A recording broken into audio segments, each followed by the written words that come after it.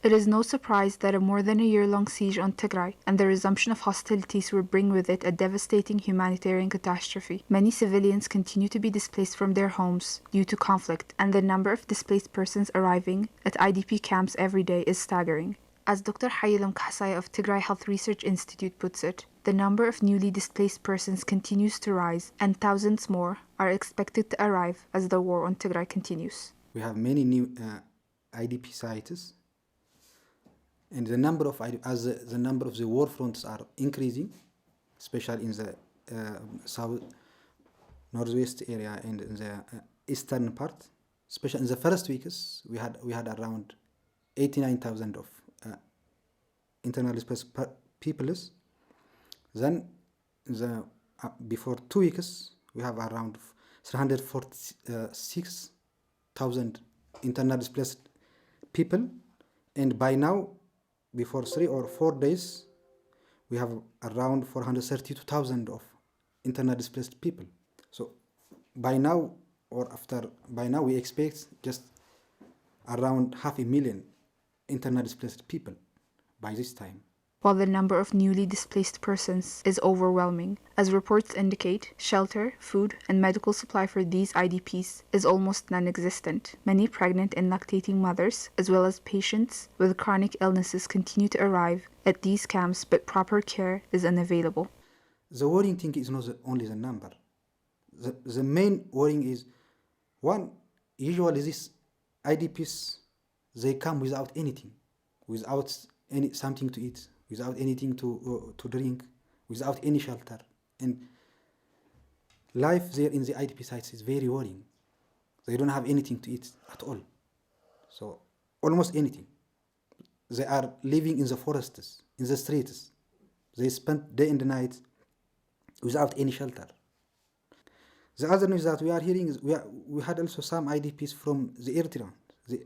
So you see, the life in the current IDP site is very harsh, very hostile, but people from Eritrea are still joining these IDP sites.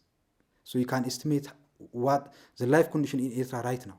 So it is much more worse in our IDP sites, that means. So this is the indication. On top of the humanitarian crisis, Dr. Hayilam also stated the amount of medical supply that entered into Tigray so far is nowhere near the yearly demand. The amount of medical supplies that come to Tigray from these different non-governmental organizations in the time of even Humanitarian truce, it was around 5.5% overall of the demand, of the year demand. That means 95% of the people will be without medication. Sometimes we hear some news that there are many medical supplies coming to Tigray, but there is inappropriate usage of these medicines. No, we do. From the outset, we are not receiving enough medicine. Not only enough, very limited medicine. Just even the program medicine in essence, something that we receive by partners. Just you get them from some donors. Even those is what we get in the last 9 months is 6.7 of the year demand. So that means the Ethiopian government is cutting these medicines to enter to Tigray.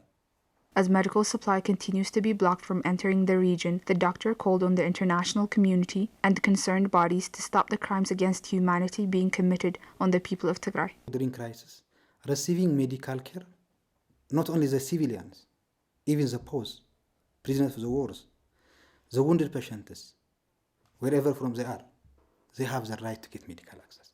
Yes, it is.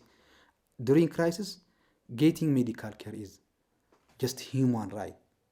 So this is clearly stated under the international humanitarian law. As I have told you, we are not getting enough medicines. Our pregnant mothers are not getting ambulance services.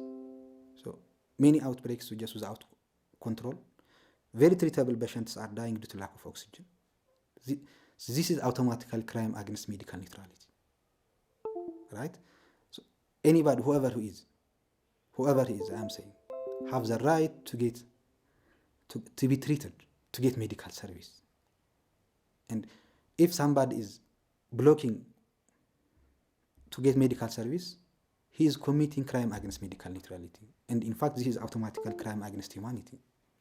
So for all the international organizations, what I would like to say is, let's follow the basic principles of humanitarian aid. Let's have clear plans. And we need to work the people in need. We need to help the people in need. Otherwise, the health catastrophe of Tigray will be very, very difficult. Renewed attacks by the allied Ethiopian and Eritrean forces continues to displace many Tigrayans from their homes, some for the second time around. But what awaits displaced persons at these camps is worse than what they have fled to escape.